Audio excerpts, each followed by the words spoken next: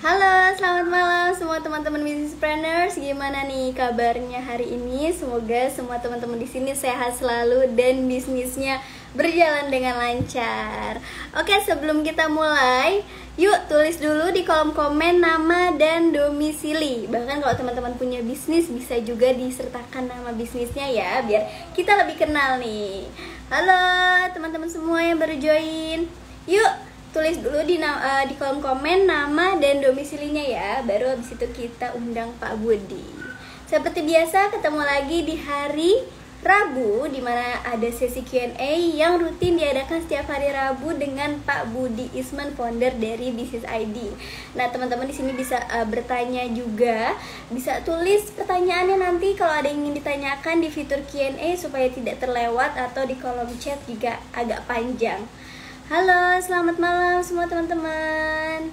Yuk kita sebelum kita mulai tulis dulu nama dan domisilinya ya. Halo, selamat malam. Teman-teman nih domisilinya di mana aja nih? Ada halo Kak Dodi dari Bogor, bisnis Kenzu saus keju untuk generasi kreatif dan berani. Wah, keren banget nih bisnisnya. Oke. Halo Kak Nur dari Jakarta.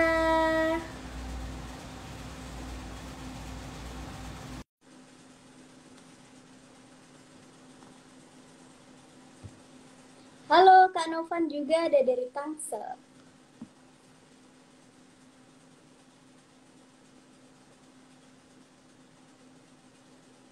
Halo ya, sebelum mulai tulis dulu di kolom komen nama dan domisili. Halo Kak Agustin Saputra dari Kediri Jambi, dari Blora Jawa Tengah, dari Rinta Padang.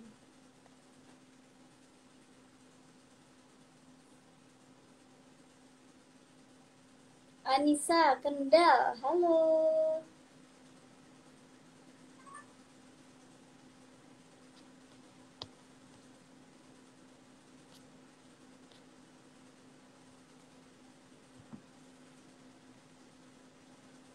Oke, teman-teman bisnisnya berjalannya apa aja nih kira-kira nih?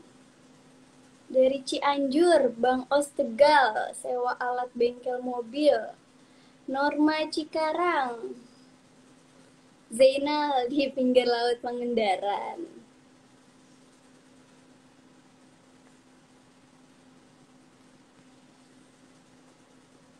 Makanan dan minuman, wah keren-keren.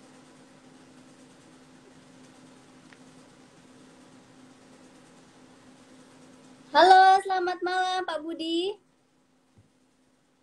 Malam Sarwa, apa kabar? Alhamdulillah sehat, gimana kabarnya Pak Budi? Sehat, sehat, sehat. Ini baru pulang, jadi agak. Pulang dari Padang ya Pak? Dari mana? Oh iya, kemarin malam ya, dari Padang, kemarin Bogor. Nah, ini baru balik juga tadi meeting tadi. Wah, full banget nih Pak Budi jadwalnya setiap hari nih. Saya jadi kepo Pak Budi nih liburnya hari apa kira-kira? Kayak sering banget keluar kota ya Pak Budi membantu para bisnis planners di sini. Oke. Iya, Ya udah. bantu-bantu teman-teman lah. Wah, Malaysia juga hadir nih, kampung istri saya ini. Oh iya. Halo Kak Farhan ya dari Malaysia. Halo Kak Iya. Farhan. Ini juga udah pada absen teman-teman semua. Ada yang dari Lombok, ada yang dari Yogyakarta, ada dari Cianjur. Udah banyak nih teman-teman semua udah join. Keren, keren, keren. Belajar ya, mau belajar terus gitu ya. Nah, kesempatan malam ini juga ada Q&A. Kemarin tuh Senin jadi Q&A nggak dengan Pak Bas ya? Nggak jadi Pak, soalnya Pak Basnya ini baru selesainya malam juga, jadi belum sempet lihat HP. Akhirnya nggak jadi. Jadi Oke. ini dari Lampung, dari Kota Malang, dari Bintaro, Bentar. tempatnya Pak Budi, Sebelahan kita nih. Iya. Sulawesi. Iya, siap-siap itu ya pertanyaannya nanti. Oke, Pak Budi, Topiknya hari ini tadi tentang kompetensi seorang CEO dan pemimpin ya Pak ya. Iya, kita coba ya, mungkin kasih pembukaannya dulu lah ya. Bikin-bikin penasaran, bikin pemanasan ke teman-teman supaya nanti bisa coba tulis ya pertanyaannya. Boleh ya sekitar topik yang malam ini, tapi boleh juga bebas ya, mau tanya apa aja. Kita coba jawab sebisa kita. Mudah-mudahan teman-teman juga tentunya bisa memanfaatkan malam ini. Wih, Papua Barat luar biasa, paling ujung ini. Oke, gimana? Kita mulai aja. Boleh, siap, silakan Pak Budi. Oke, bisa dengar ya suara saya teman-teman semuanya ya. Jelas Pak. Oke, eh, topik malam ini kita coba ambil ya mengenai kompetensi ya seorang CEO atau seorang pemimpin ya. Nah, harapan saya tentunya teman-teman yang hadir malam ini mungkin adalah pemilik perusahaan, pemilik bisnis, owner atau founder. Nah, mungkin juga apa ya? Mungkin juga ada yang bekerja nih ya sebagai profesional ya di bisnisnya masing-masing. Nah, memang beberapa hari ini saya sering posting ya mengenai leadership ya, mengenai kepemimpinan gitu ya. Walaupun tentunya itu versinya saya gitu ya. Kalau Anda mau baca teorinya banyak ya silakan baca. Dan juga mungkin masing-masing orang punya versi masing-masing. Ya, jadi kita nggak perlu juga ngotot-ngototan ya ini versinya siapa yang benar atau salah ya. Tidak ada benar dan salah. Yang penting Anda bisa memimpin bisnis Anda, perusahaan Anda, organisasi Anda dengan baik dan objektif yang Anda atau tujuan yang Anda sepakati bersama itu bisa tercapai. Bagi saya itu sudah tanda bahwa leadership atau kepemimpinan Anda cukup berhasil ya. Nah, tentunya akan bisa dibuktikan juga nantinya bisa sustainable atau tidak ini gaya kepemimpinannya Anda atau teman-teman ya dalam memimpin bisnisnya atau menjalankan bisnisnya nantinya ya. Nah, saya sering sekali ya menyampaikan mungkin ke teman-teman yang kita coba bantu gitu ya bisnisnya bahwa mungkin di awal-awal bisnis kita ya mungkin masih kecil gitu ya sehingga pekerjaan seorang pemimpin itu boleh dikatakan atau apapun titelnya ya, titlenya ya. Entah itu namanya CEO, direktur, direktur utama, GM, mungkin owner atau founder, tapi intinya adalah pemimpin tertinggi dari bisnis itu atau bisnis Anda itu siapa gitu ya. Apakah itu Anda, apakah itu orang lain ya. Maka keberhasilan sebuah bisnis itu akan ditentukan oleh pemimpinnya gitu ya. Nah, di awal-awal mungkin bisnis itu kan karena kecil ya semuanya kita mengerjakan itu yang sering kita plesetkan ya namanya CEO itu Chief Everything Officer gitu ya. Karena hampir semuanya dilakukan oleh Anda mungkin di awal-awal atau mungkin dengan 1-2 orang yang membantu Anda gitu. Nah, tapi kalau bisnis Anda bisa berkembang, makin lama makin besar gitu ya, maka Anda dituntut untuk berkembang juga. Jadi bukan saja bisnisnya yang berkembang, tapi Anda secara pribadi juga harus berkembang gitu ya. Berkembangnya dalam arti berkembang kompetensinya. Ya, kompetensinya itu apa? Ya, kalau kompetensi itu biasanya gitu ya, ada pengetahuan ya. Jadi pengetahuan Anda juga berkembang gitu, semakin besar bisnis Anda juga mungkin banyak belajar, mungkin baca buku, mungkin ya lihat berita atau apapun lah yang berhubungan dengan bisnis gitu ya. Sehingga pengetahuan Anda bertambah. Itu satu ya kompetensinya. Ya, kompetensi itu juga adalah skills ya. Skills itu adalah uh, keterampilan Anda ya menjadi seorang pemimpin. Jadi pengetahuan yang diaplikasikan, yang dipraktekkan, uh, mungkin dapat pengalamannya gitu ya. Nah, itulah yang gabungan itulah yang menjadi sebuah keterampilan gitu ya. Jadi selain dari pengetahuan, nggak cukup pengetahuannya aja kalau prakteknya tidak ada, pengalamannya tidak ada. Nah, sehingga pada saat Anda berpengalaman, bisnis Anda berkembang, pengetahuan Anda berkembang, ya tentunya harapan kita adalah Anda juga mempraktekkan ilmunya, mungkin belajar, mungkin mencoba, mungkin gagal, mungkin berhasil. Nah, dari pengalaman itulah Anda mendapatkan skills-nya ya, atau keterampilannya. Nah, jadi gabungan antara pengetahuan, ya, keterampilan, dan ini ada lagi nih, cara berpikir ya, mindset Anda, sikap Anda dan karakter Anda ya, itu juga harusnya ikut berkembang gitu ya, menyesuaikan, berkembang secara positif supaya nantinya kombinasi dari pengetahuan, keterampilan, mindset Anda, dan juga karakter dan sikap Anda itulah yang akan menentukan Anda bisa memimpin bisnis Anda ini menuju masa depan yang lebih baik gitu ya.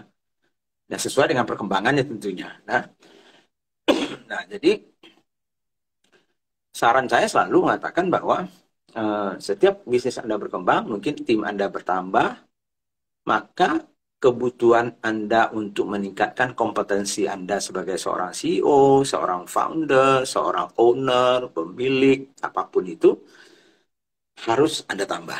Ya, harus Anda tambah. Nah, karena kalau tidak, ya, artinya apa? Biasanya, ya, pengalaman saya selama ini gitu ya, ada teman-teman ini yang mungkin kemampuannya itu karena tidak biasa atau mungkin sudah mencoba nih mengasahnya ya, sudah mencoba mengasahnya tapi memang kapasitasnya segitu gitu. Nah, ini kan harus dicari jalan keluar karena kalau bisnis itu berkembang, banyak sekali teman-teman yang saya lihat itu yang bisnisnya mungkin sudah ratusan miliar misalnya ya, mungkin dia sudah tidak bisa menghandle terlalu kompleks ya. Bisnisnya sudah makin besar, jumlah orangnya semakin banyak ya, semakin kompleks, sehingga pengetahuan tadi, keterampilan, sikap, mindsetnya itu nggak seimbang lagi gitu. Nah, di situ ada dua kemungkinan tentunya yang bisa Anda lakukan. Anda mencoba belajar lebih cepat gitu ya, untuk menyesuaikan diri gitu ya, atau memilih untuk mencari orang lain yang mungkin lebih kompeten gitu ya, dari Anda dan mengambil alih peran Anda ya, mungkin sebagai pemimpin yang menjalankan dan mengeksekusi bisnis ini gitu ya. Nah, itu pilihannya, itu pilihan Anda nantinya ya. Nah, oleh karena itu Anda harus memahami juga tentunya kekurangan Anda di mana gitu ya, untuk setiap tahapan bisnis Anda ya. Nah, jadi contohnya apa? Anda harus tahu nih, kalau begitu untuk menjadi seorang CEO atau pemimpin sebuah perusahaan yang baik, itu apa sih yang diperlukan gitu ya? Apa kompetensi yang dibutuhkan? Nah, di dalam workshop saya selama ini gitu ya, terutama workshop CEO development ya, CEO development program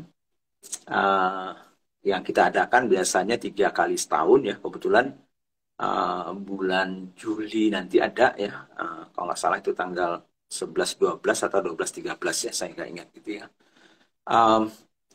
Nah, kita mencoba menjabarkan gitu ya. Jadi Anda juga harus mencoba menjabarkan apa sih yang dibutuhkan untuk seorang CEO yang baik atau pemimpin yang baik itu, kompetensinya ya, yang dibutuhkan. Nah, biasanya tadi itu saya membaginya itu menjadi 4 bagian ya, biasanya ya, 4 bagian. Nah, 4 bagian itu apa saja nih? Kan itu ya. Nah, biasanya kompetensi yang Jadi 4 bagian itu, satu adalah yang namanya leadership, ya, kepemimpinan. Jadi kompetensi leadership itu sendiri. Kemudian yang kedua adalah kompetensi manajerial, ya, pengelolaan orang dan bisnis gitu ya. Kemudian ada juga yang namanya business skills, ya, pengetahuan, juga keterampilan bisnisnya. Kemudian tadi seperti yang saya bilang tadi itu sikap, mindset, dan karakternya. Jadi ada 4 bagian ya yang harus Anda lihat nih. Nah, dari 4 bagian itu kira-kira leadership saya ini misalnya ya, katakanlah seorang CEO yang perusahaan besar gitu ya, kompleks banget gitu ya. Mungkin kalau kita berikan nilai misalnya leadershipnya harus misalnya 10 misalnya. Nah, kita sekarang ini kalau kita misalnya coba tes misalnya ya leadership kita itu ya, berapa nilainya nih kira-kira ya. Jadi kalau tadi itu yang bagus itu CEO itu nilainya 10. Nah, kalau kita masih di misalnya di bawah 5, berarti gapnya, jaraknya jauh banget nih. Nah, artinya apa? Artinya Anda harus memperbaiki tentunya leadership kompetensi Anda itu. Nah, begitu juga dengan managerial skills-nya kan itu ya. Nah, managerial skills itu misalnya untuk seorang CEO, pemimpin yang baik itu nilainya 10 misalnya ya. Lalu Anda mungkin di 6 dan 7 lah misalnya ya. Kalau tadi itu leadership Anda masih di bawah 5, mungkin manajerialnya mungkin di 6 dan 7. Ya, tapi gapnya masih ada. Jadi tetap harus Anda perbaiki. Nah, kemudian business skills. Jadi tetap ada itu. Jadi artinya dari 4 kelompok kompetensi tadi itu yang saya sampaikan ya, Anda coba lihat diri Anda ya. Kemudian Anda melihat gapnya antara ya CEO yang baik itu berapa gitu ya, kira-kira nilainya. Kemudian Anda berapa. Nah, dari situ Anda paham bahwa saya masih kurang nih. Nah, tentunya leadership itu sendiri banyak nih kompetensinya. Managerial itu juga banyak nih. Contohnya apa? Misalnya ya di leadership itu. Kemarin juga mungkin di postingan-postingan saya kan beberapa kali saya sampaikan leadership itu sebetulnya kata kuncinya adalah influence ya. Influence itu artinya pengaruh gitu ya. Karena biasanya seorang leader atau pemimpin itu kan ada followernya. Nah, itu namanya leader ya. Kalau nggak jadi leader dia. Ya, kalau nggak ada follower. Cuman persoalannya adalah orang follow Anda itu karena jabatan Anda kah? Atau karena memang Anda bisa mempengaruhi mereka sehingga mereka merasa bahwa saya ini kok kayaknya satu arah nih, satu visi nih sama bos saya ini ya. Kayaknya apa yang dia mimpikan itu cocok dengan saya. Apa visinya kok kayaknya itu enak banget ya, pas banget dengan saya. Sehingga saya sebetulnya sukarela saya mengikuti dia. Nah, itu kasarnya kan begitu ya. Itu leadership karena influence ya. Nah, itu bedanya kalau mungkin tadi itu ya, banyak misalnya ya kalau kita lihat pejabat-pejabat yang post power syndrome ya namanya. Post power syndrome jadi artinya waktu menjabat wah dihormati banget ya. Tapi sebetulnya dia dihormati itu karena dia punya jabatan itu. Dia mungkin tidak punya leadershipnya. Nah, begitu jabatannya nggak ada orang cuekin aja itu. Malah ada orang yang negatif terhadap dia segala macam karena dia nggak ada lagi jabatannya secara formal gitu. Nah, berarti kan dia nggak punya leadership yang baik sebetulnya kan itu ya. Nah, itu contohnya ya, yang kasarnya gitu ya. Nah, jadi leadership itu soal influence, mempengaruhi ya. Soal memberdayakan tim Anda. Soal keinginan Anda untuk membantu tim Anda menjadi lebih baik. Kapan perlu lebih baik dari Anda gitu. Anda ingin mencetak pemimpin-pemimpin baru. Nah, itu leadership ya. Nah, managerial, nah itu bedanya. Managerial skill, jadi kelompok yang kedua tadi itu managerial skill itu sebetulnya sesimpel sesimpel siklus dari manajemen itu. Jadi skills apa sih yang dibutuhkan seorang CEO yang baik dari sisi skills manajerialnya? Pertama soal perencanaan misalnya. Nah, perencanaan itu penting Anda sebagai CEO, sebagai founder ya, apalagi kalau Anda yang menjalankan bisnis itu ya, merencanakan bisnis Anda secara strategis ya ke depannya, melihat kemudian mencoba menerjemahkan rencana ini itu menjadi rencana-rencana kecil ya, yang bisa dieksekusi oleh tim Anda. Nah, itu salah satu skillsnya misalnya. Selain dari perencanaan apa? Misalnya soal eksekusi. Jadi setelah direncanakan, berarti Anda harus bisa mengajak tim Anda untuk mengeksekusi rencana itu. Nah, kalau rencana itu sudah dieksekusi, berarti Anda harus monitor. Nah, berarti ada skills, ada kemampuan Anda untuk memonitor. Nah, caranya bagaimana? Nah, itulah skillsnya yang harus Anda develop gitu. Dimonitor, kemudian setelah itu Anda evaluasi, Anda berikan feedback gitu ya. Itu contoh-contoh ya, skills dari manajerialnya gitu ya. Jadi sesimpel itu ya, walaupun banyak sebetulnya ya di dalam CEO Development Workshop itu memang kita details ya, mencoba mengukur kemampuan teman-teman itu dari sisi skill-skills yang dibutuhkan itu ya. Nah, bisnis skills apa sih misalnya? Bisnis skillsnya bukan teknis ya, bisnis skills seorang CEO itu bukan teknis lagi gitu.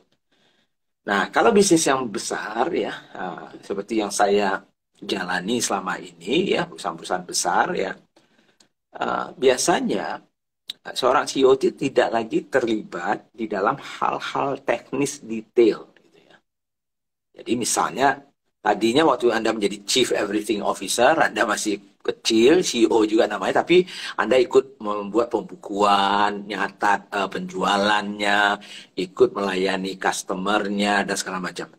Tapi kalau Anda sudah besar bisnisnya, dan CEO Anda menjadi CEO yang perusahaan yang sudah makin lama makin besar, maka tugas yang tersebut lebih banyak dilakukan oleh tim Anda, kan gitu. Anda sendiri sudah tidak lagi melakukan itu secara langsung tentunya ya. Nah, tetapi Anda perlu merencanakan, mengeksekusi dengan tim, memonitor, evaluasi, feedback, dan segala macamnya. Nah, jadi misalnya skills apa sih yang dibutuhkan? Misalnya problem solving misalnya ya. Nah, itu penting banget untuk Anda sebagai seorang CEO misalnya ya, problem solving skills misalnya. Kemudian apa lagi misalnya? Ya, misalnya katakanlah ya, apa ya? Bagaimana cara Anda menganalisa data misalnya ya. Jadi misalnya Anda dapat laporan keuangan ya, bagaimana Anda paham nggak membaca, menganalisa laporan keuangan? Nah, kalau nggak paham, ya berarti Anda harus belajar gitu ya. Nah, kemudian misalnya analisa kompleks, situasi yang kompleks ya. Kemudian mencoba memecahkan persoalan bersama-sama tim Anda.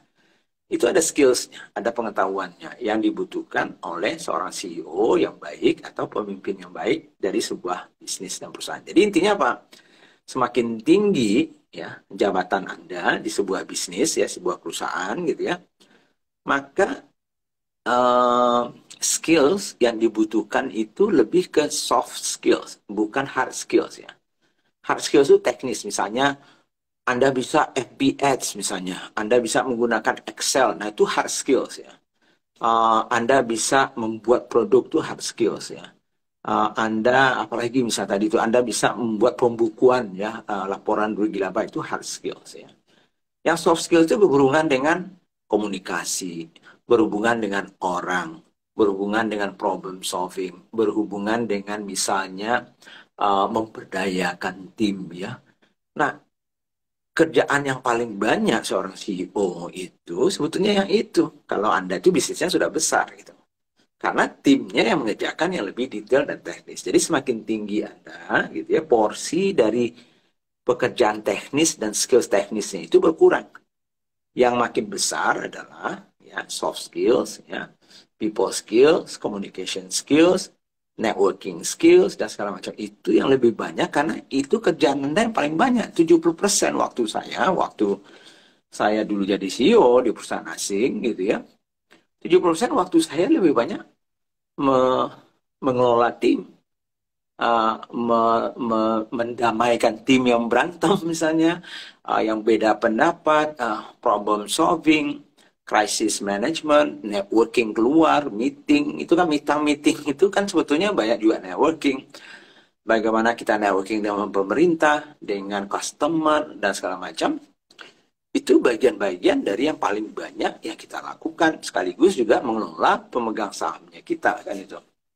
Nah, sedangkan hal-hal teknis sudah di bawahnya. Nah, jadi konklusinya apa sih sebetulnya, kan itu ya. Jadi konklusinya memang jabatan itu, ya seperti yang saya sampaikan mungkin di posting saya, Anda bisa saja sih punya jabatan CEO misalnya ya. Anda baru buka perusahaan, buat kartu nama dan tulis di situ CEO. Tapi itu mungkin masih level Chief Everything Officer, gitu ya. Tapi makin lama makin besar bisnis Anda, berarti Anda juga harus menyiapkan diri. Berarti Anda juga harus mengikuti perkembangan bisnis Anda dengan meningkatkan kapasitas Anda dan kapabilitas Anda. Ya, quality-nya Anda itu. Dengan apa? Dengan skills dari leadership, ya. Skills dari managerial, skills dari bisnisnya, ya, attitude dan karakter yang tepat, sehingga kompetensi-kompetensi yang dibutuhkan inilah sebetulnya yang harus Anda asah, di mana suatu saat bisnis Anda itu, kalau memang besar, masih bisa Anda yang menjalankan, atau Anda masih layak menjadi CEO-nya.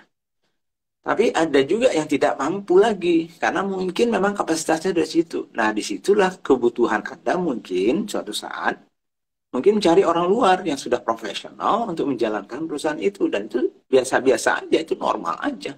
Kalau memang tidak mampu gitu. Gitu kira-kira Salwa ya. Jadi ya silakan pelajari ya lebih banyak. Jadi iya sih kita penting jualan betul ya. Nanti tentunya Anda harus mulai berkembang ya. Karena banyak sekali kita tidak menyiapkan diri, bisnis kita terlalu cepat berkembang dibandingkan kita. Sehingga kita sendiri jadi overwhelm itu kayak dihimpit gitu karena kita nggak mampu ya menjalankan terlalu kompleks gitu ya karena mungkin kita kapasitasnya memang nggak cukup atau kita nggak cepat membangun kapasitas dan kemampuan kita dengan belajar lebih banyak gitu ya bukan soal jualannya aja gitu ya jadi itu sih mungkin dari saya Salwa. Oke, terima kasih Pak Budi atas topik pembukanya. Nih menarik ya buat temen ya. Jangan lupa dicatat nih ya. Dan untuk pertanyaan ini udah ada beberapa yang masuk nih. Mungkin pertama dari Kak Evrin Lutfika. Apa ada tools untuk mengukur nilai 4 skill tadi, Pak? Ada banget. Ada, saya bicara ini ada karena saya melakukannya, kita juga melakukan. Jadi waktu saya dulu juga bekerja ya, selama 30 tahun ya, kita memakai alat-alat tools yang memang sudah terbukti gitu ya, bisa melihat gap dari seseorang itu terhadap kompetensi yang dibutuhkan ya. Macam-macam toolsnya ya. Tetapi sekaligus juga menjawab Teh Cici ya punya pertanyaan yang mirip ya. Di situ kan beliau tanya apakah nanti di workshopnya saya yang CEO development itu akan dibahas. Betul, itu yang paling banyak kita bahas sebetulnya. Malahan ya di dalam workshop itu, sebelum workshop itu, teman-teman yang ikut workshop itu nantinya itu mendapatkan assessment dari Harrison namanya ya. Harrison itu adalah perusahaan Amerika ya yang kita memang bayar ya untuk melakukan assessment secara online ya. Sehingga nanti peserta-peserta itu sebetulnya sudah dilakukan dulu asesmennya gitu.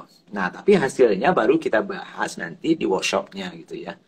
Nah, sehingga kita tahu tuh nantinya dari hasil asesmen itu misalnya ya, apakah misalnya saya ini pantas nggak jadi CEO gitu. Atau saya sudah cukup bagus atau tidak. Atau mungkin saya tidak cocok jadi CEO. Mungkin gitu, CEO ini karena salah pengertian karena orang bilang kalau misalnya saya nggak bisa jadi CEO berarti saya bodoh. Tidak, ini bukan soal pintar dan bodoh gitu ya, cocok atau tidak sebetulnya. Jadi ada orang yang cocok ya dia pintar, dia cocok jadi CEO. Ada juga orang yang pintar tapi nggak cocok jadi CEO. Mungkin dia cocok mungkin jadi orang kreatif, cocok mungkin jadi orang marketing.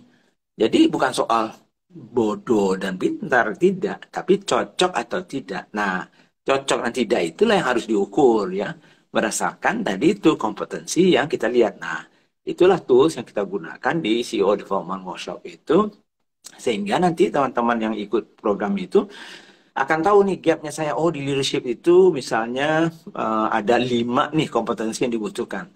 Nah, saya kekurangan saya ada di 3 nih. Nah, di 3 ini yang mana prioritas yang harus saya perbaiki nih. Nah, apa yang harus saya perbaiki misalnya? Itu contoh salah satu yang kita lakukan ya.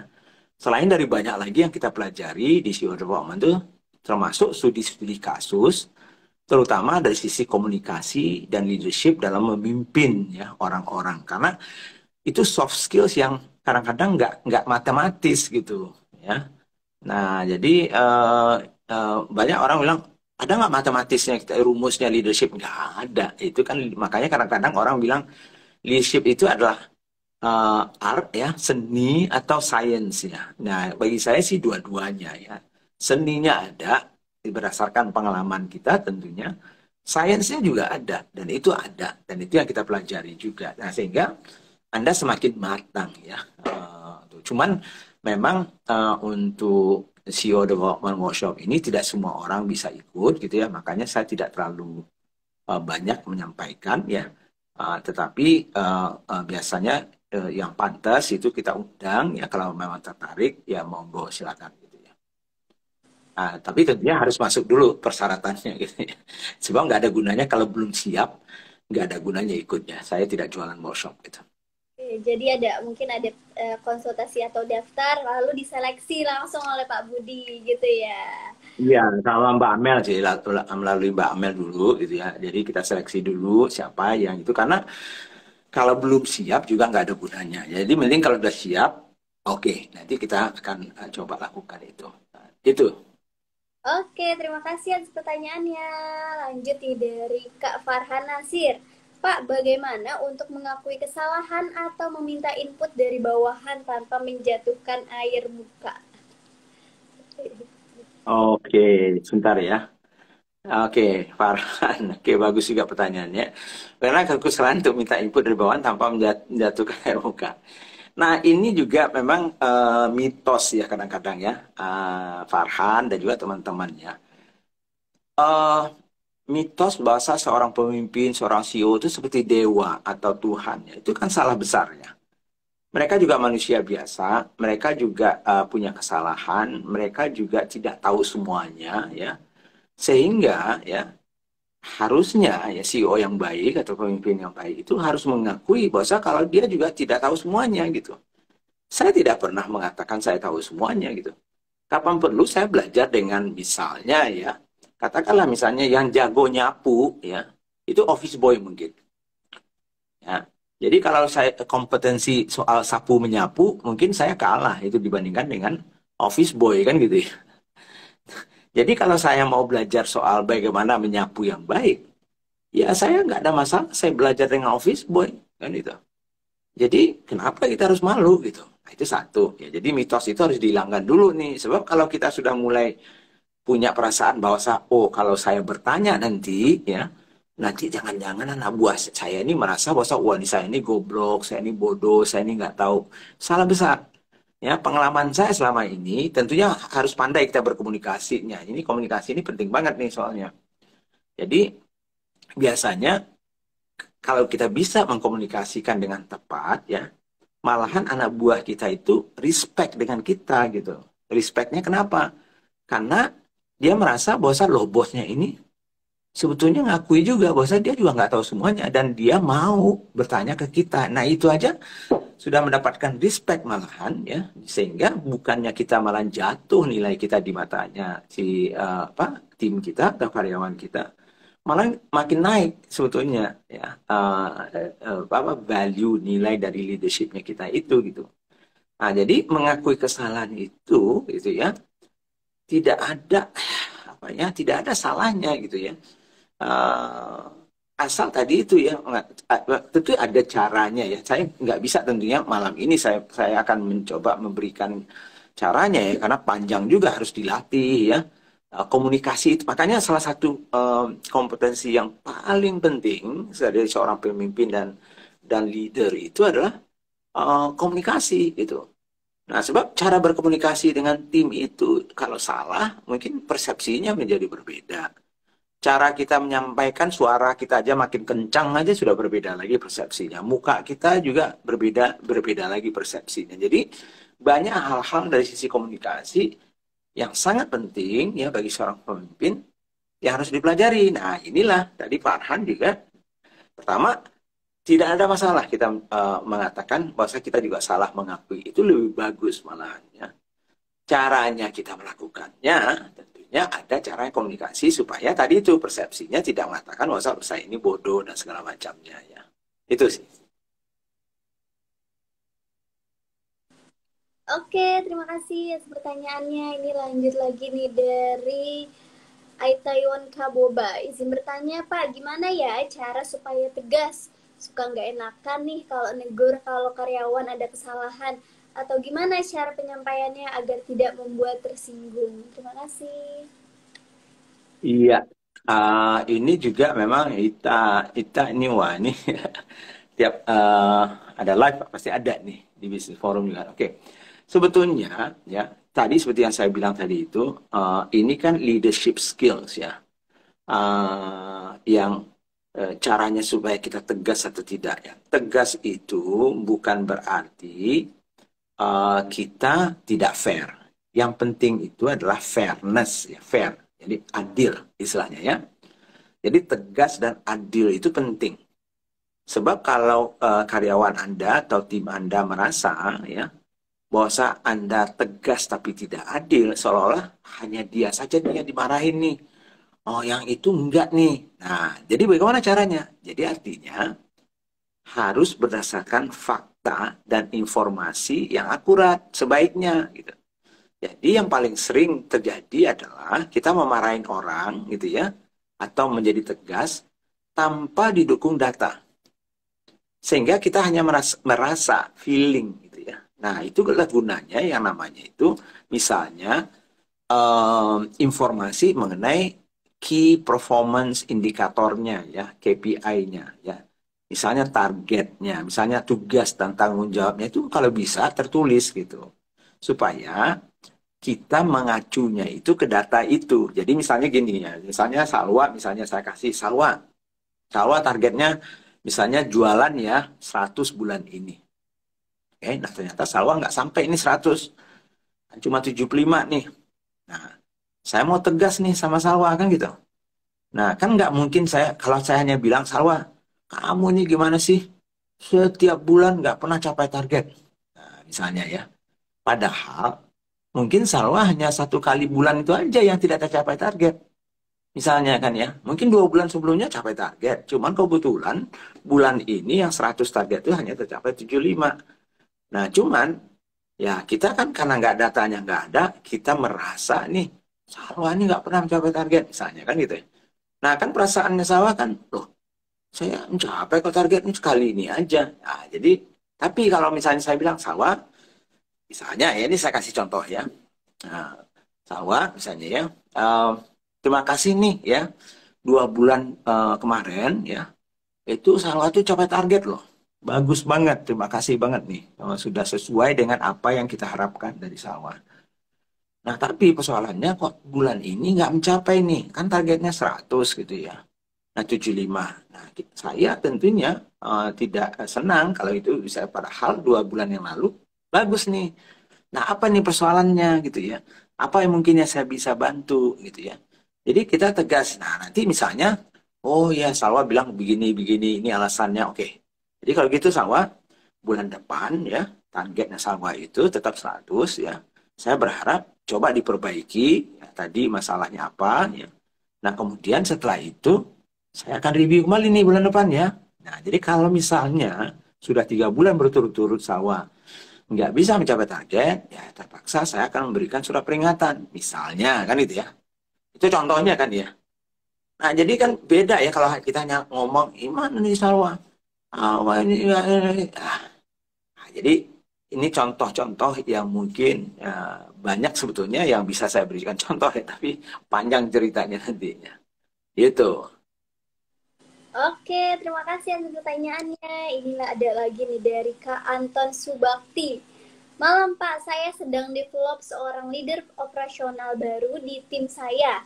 Namun rata-rata karyawan divisi operasional adalah teman kuliahnya si leader ini. Gimana ya cara menetapkan gap agar leader ini bisa memiliki wibawa di mata bawahannya yang tidak lain adalah teman mainnya. Mohon tipsnya Pak, terima kasih.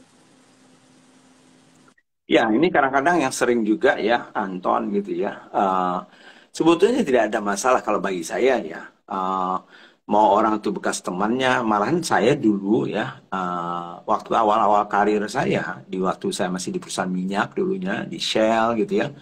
Kemudian awal saya masuk di Coca-Cola juga tahun 94 ya itu ya. Itu banyak sekali anak buah saya itu jauh lebih tua. Ya, waktu itu saya umurnya masih 30 saya jadi direktur di Coca-Cola itu 32 kalau nggak salah itu. Iya, 32 tahun umur. Nah, banyak sekali anak buah saya itu malah umurnya 40, 45, ada yang 50, ada yang mau pensiun lagi mana kan gitu ya.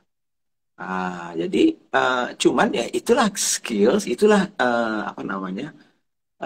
Pengetahuan ya. Jadi artinya harus belajar kita ya. Belajar menjadi pemimpin yang baik. Ya. Jadi pemimpin yang baik itu dia tidak ada masalah siapa siapa yang dia pimpin itu, apakah dia lebih tua, lebih muda, perempuan, laki-laki, teman atau tidak teman, asal dia melakukan treatment yang sama. Nah, caranya bagaimana? Nah, tentunya kalau Anda sebagai owner atau founder ya, jadi mungkin yang perlu Anda lakukan itu adalah Anda bawa mereka gitu ya, Anda ajak meeting mereka itu dan tegaskan ke timnya itu bahwa oke, si Fulan ini ya, yang teman Anda dari sekolah dulunya itu sekarang saya angkat jadi bos Anda. Jadi tolong tolong juga ya paham bahwa di dalam mungkin di luar pekerjaan dia itu adalah teman Anda, tetapi dalam pekerjaan dia adalah bos Anda atau manajer Anda. Sehingga ya saya sebetulnya percaya dengan si Fulan ini karena dia mampu memimpin. Nah, mudah-mudahan Anda sebagai timnya atau anak buahnya bisa membantu si Fulan ini bisa berhasil supaya Anda bersama-sama berhasil. Jadi Anda sebagai pemilik perusahaan menyampaikan ke tim dulu gitu supaya dia didukung dan dia merasa juga si Fulan ini yang baru diangkat itu juga merasa didukung nih sama foundernya atau ownernya kan. Nah, teman-temannya nih pasti melihat, oh, no, ini teman saya nih kayaknya diangkat dan didukung nih. Nah, jadi tinggal si Fulan ini yang manajer nih yang harus mempunyai skills itu gitu. Nah, dia mungkin harus bicara juga dengan temannya ini. Lu memang kita berteman ya, tapi untuk pekerjaan ini tolong bantu gua ya. Karena ini sama-sama loh. Nah, nama kita juga akan cacat nantinya. Jangan sampai kita rusak pertemanan gini. Ini. Yang penting go fair deh dengan lu misalnya.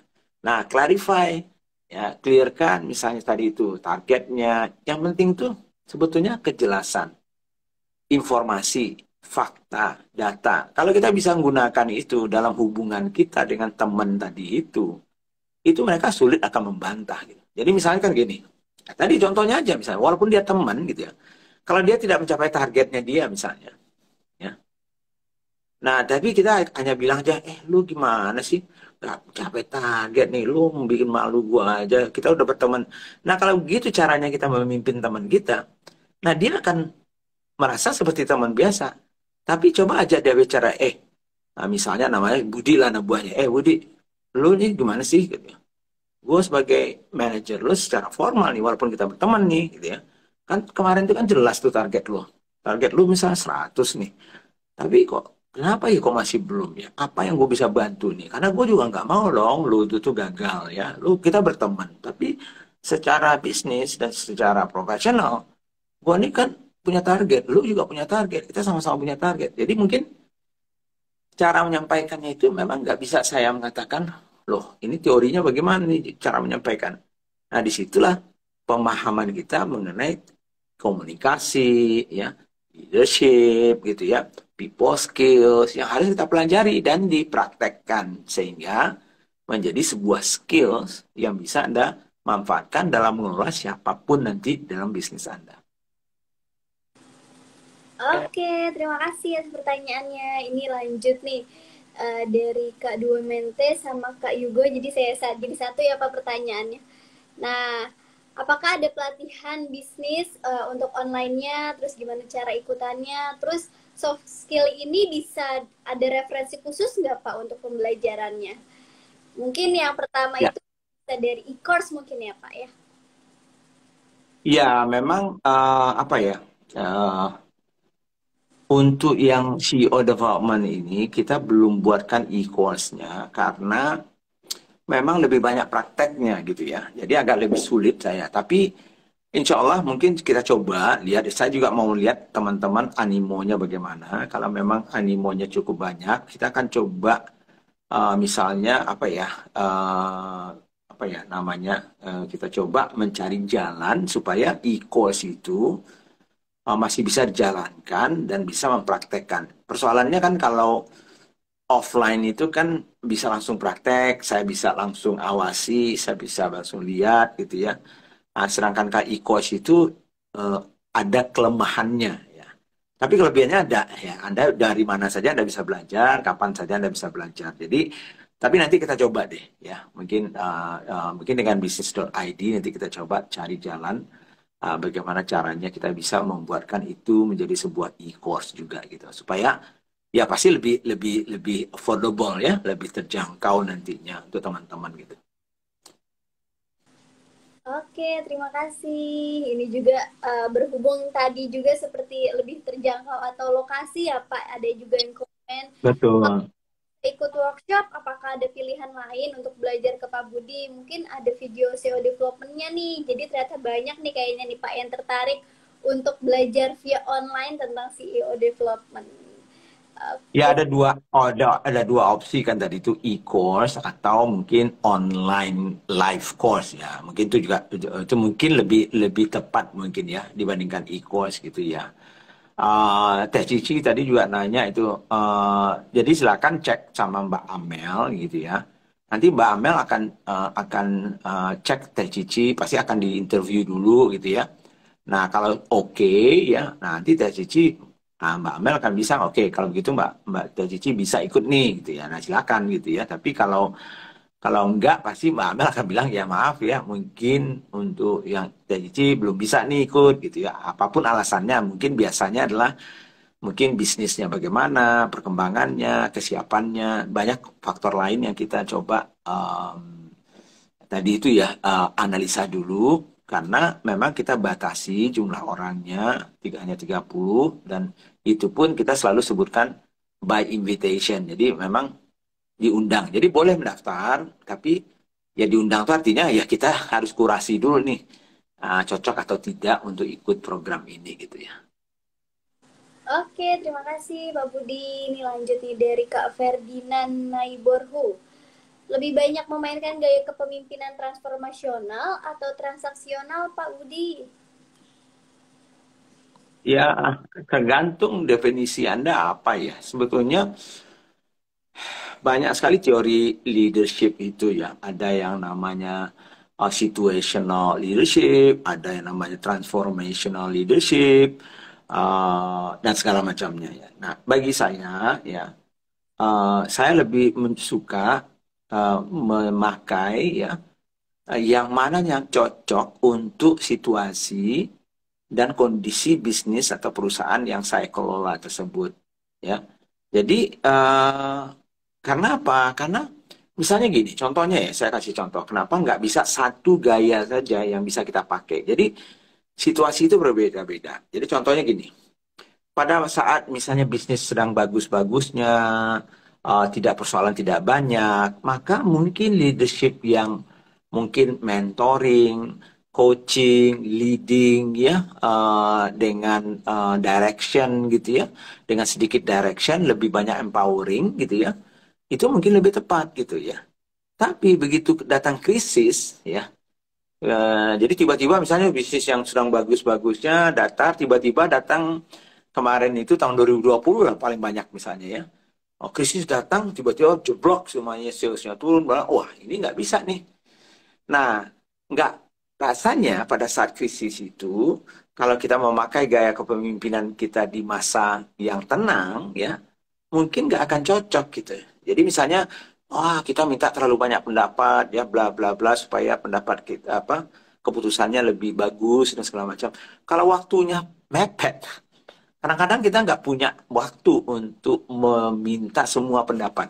Jadi mungkin kita minta pendapat sebentar, tapi kita harus mengambil keputusan lebih cepat. Jadi mungkin lebih banyak direction, misalnya. Oke, untuk dalam krisis ini, itu contohnya ya, yang signifikan misalnya perbedaannya, kapan misalnya kita mau memakai leadership yang mana nih. Nah, yang kedua, dalam satu bisnis saja mungkin berbeda-beda juga nih gaya kepemimpinannya. Nah, contohnya misalnya ya, kalau Anda punya pabrik nih ya, nah di pabrik itu nggak bisa gaya kepemimpinannya itu misalnya terserah Anda ya, boleh Anda kreatif misalnya ya, mengatur jam Anda sendiri untuk bekerja. Ya di produksi nggak bisa dong. Jadi di produksi mungkin gaya style kita mungkin lebih ke direction, directive ya. Tapi tentu ada people skills. Tapi untuk bagian marketing mungkin dia memerlukan ide, kreativitas misalnya. Nah mungkin nggak bisa kita mengatakan harus lakukan ini, harus lakukan. Mungkin kita minta pendapatnya. Oh, gimana menurut Anda? Apa yang bisa kita lakukan? Jadi di dalam perusahaan saja ada kemungkinan ya, ada kemungkinan gaya kepemimpinan kita saja sudah berbeda-beda nih. Nah belum lagi situasinya, makanya saya mengatakan saya nggak bisa mengatakan, oh gaya transformational itu yang paling bagus, tergantung tadinya kebutuhan Anda, ya, kapan waktunya, dan tentunya yang mana yang cocok juga tentunya dengan Anda. Gitu. Oke, terima kasih. Ini lanjut lagi nih dari mungkin di sedikit keluar topik nih Pak. Bagaimana dari Kak Lili, bagaimana cara menyelesaikan problem dengan rekan bisnis agar keputusannya objektif dan bisa diterima?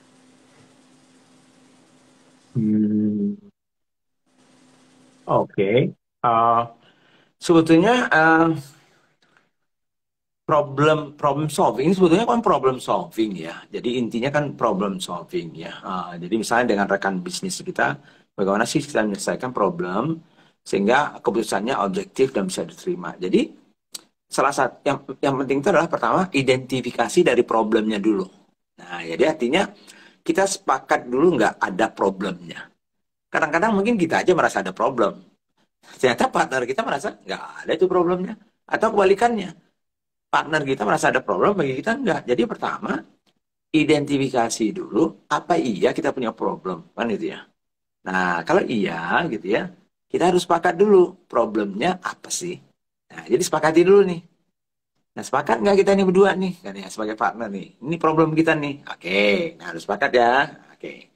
Nah, sekarang sepakat lagi nggak kita mau menyelesaikannya. Itu dulu, yang kedua kan itu ya.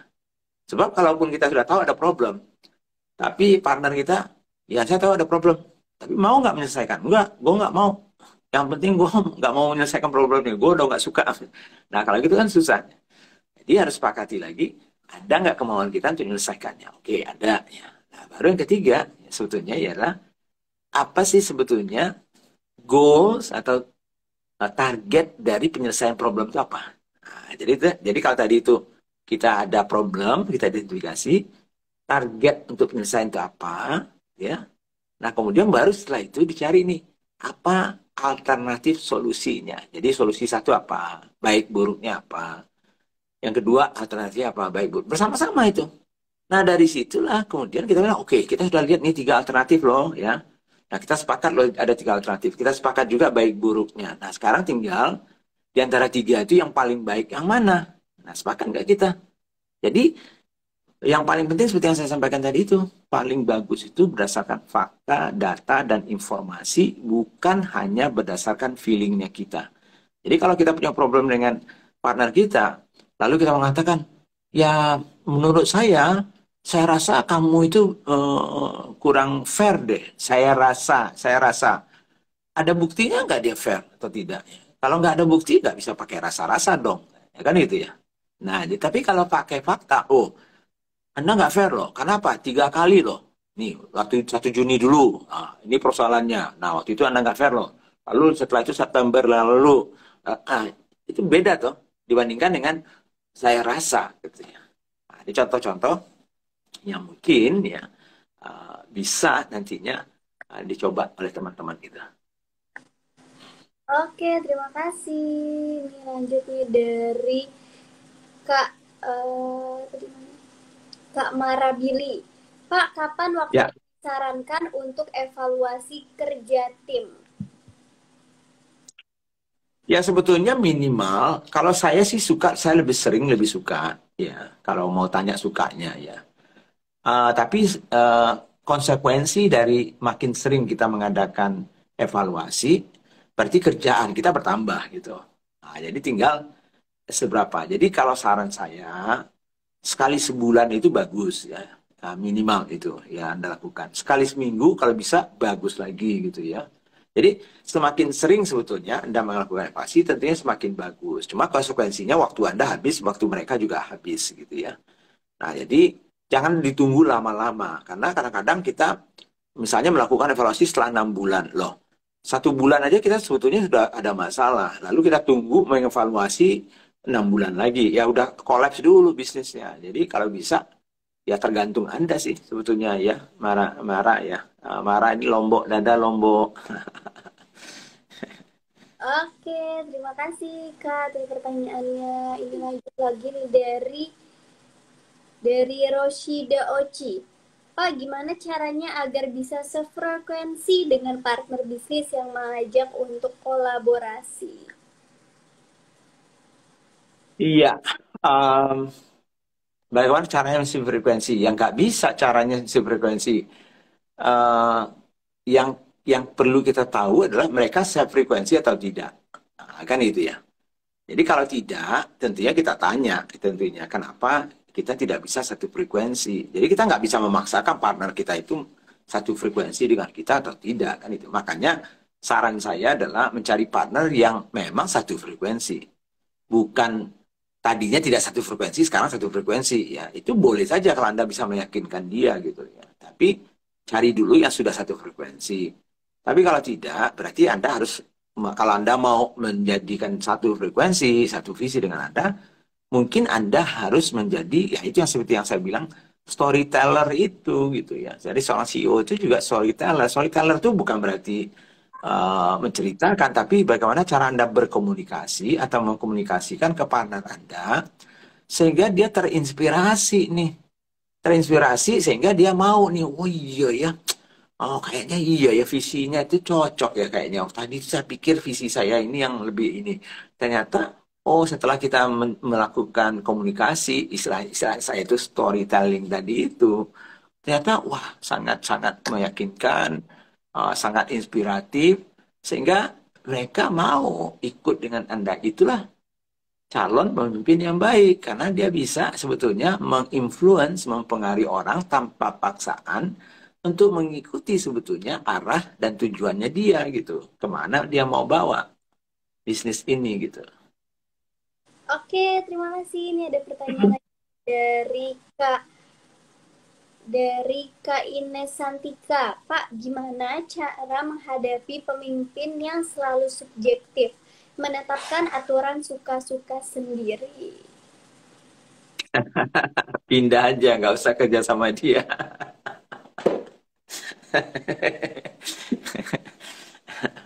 Ya, mungkin caranya apa ya? Paling bagus seperti yang saya sampaikan tadi ya, Ine ya, adalah fakta dan informasi. Ya. Jadi biasanya ya pemimpin-pemimpin yang subjektif itu ya tadi mungkin mereka tidak bermain dengan fakta dan data gitu ya. Nah, untuk itu mengcounternya kita harus punya data dan fakta gitu. Jadi misalnya gini, kalau ada bos saya misalnya bilang, Budi, kok yuk kurang bagus ya pekerjaan yuk bulan ini? Nah, saya akan tanya, ya mohon maaf Pak, misalnya ya, eh, di mananya yang kurang bagus ya? Setahu saya, misalnya saya buat data nih, setahu saya kemarin Bapak kasih target saya 100, saya sudah capai loh 100. Kemudian kemarin Bapak kasih saya tugas ini, saya sudah selesaikan. Kemudian ini saya sudah selesaikan. Nah, yang mana nih yang menurut Bapak yang saya masih kurang? Nah, supaya saya bisa memperbaiki. Nah, kan gitu ya caranya. Tentunya saya tidak melawan gitu ya. Tentunya, tapi kita pakai mana? Nanti dia bilang, oh iya ya, saya nggak lihat itu tadi itu. Saya pikir nggak ini ya. Jadi bisa saja dia nggak punya data, tapi kita punya data itu nggak bisa dibantah. Tapi subjektivitas bisa dibantah, kan itu. Oke, terima kasih. Ini ada lagi nih dari Mister Sadam. Selamat malam Pak Budi, mohon izin bertanya. Tips agar mampu memiliki level 5 leadership. Terima kasih. Belajar, praktek. Itu aja. Nggak ada yang lain. Belajar, praktek. Udah. Oke, lanjut nih dari Kak Radinal Fendi. Apakah ada tips untuk merekrut tim yang bisa blending dengan visi perusahaan untuk menghindari turnover karyawan yang terlalu cepat? Ada. Ada. Pasti ada. Gitu. Makanya kita juga kebetulan di dalam CEO Development pun kita bahas mengenai itu juga. Gitu ya. Bahas bagaimana kita merekrut orang yang tepat, yang mungkin cocok dengan kita. Tapi kita tidak bisa menjamin gitu ya, semua orang, walaupun kita sudah melakukan assessment dan segala macam alat yang kita pakai gitu, tidak bisa menjamin 100% dia akan cocok gitu ya. Karena itulah beda manusia dengan mesin gitu. Kalau mesin kita beli gitu ya, kita beli kapasitas mesin misalnya 1000 kg per jam produksinya. Nah, begitu kita beli, pasang, hidupkan mesin itu langsung dia 1000 kg per jam produksinya. Tapi orang kita pikir dia 1000 kilogram per jam. Tapi ternyata meleset gitu. Karena manusia kita nggak bisa memprediksi manusia itu. Mesin kita bisa prediksi, ya, tapi manusia kita tidak bisa prediksi. Ya. Nah itu bedanya. Cuman kita hanya bisa mengurangi resikonya kita dengan melakukan assessment dan melakukan istilahnya itu rekrutmen, memakai alat-alat dan tools yang cukup agar resiko kita untuk mendapatkan orang yang tidak cocok itu berkurang. Hanya itu yang bisa kita lakukan. Oke, terima kasih atas pertanyaannya. Dan Pak Budi, nggak kerasa nih kita udah 1 jam berlalu live-nya. Dan terima kasih banyak juga untuk teman-teman yang join hari ini. Dan mohon maaf atas pertanyaan yang belum sempat terjawab. Mungkin bisa di next live ya Pak ya, minggu depan ya Pak Budi ya. Oke, Siap, mudah-mudahan ada manfaatnya teman-teman. Ada nggak nih manfaatnya teman-teman? ada Kalau ada, kasih tahu dong. jempol yang mana? Iya, ada nggak manfaatnya malam ini? Boleh dong kasih jempol kalau ada manfaatnya. Kalau enggak, jempolnya turun gitu. Thank you Pak Budi dari Indonesia. Terus ini dari Oke, thank you Pak Budi atas insight-nya di atas tadi. oke. Terima kasih banyak Alright, kalau begitu, ya. ya nanti untuk informasi mengenai pelajaran ya dan segala macam silakan cek dengan bisnis.id ya.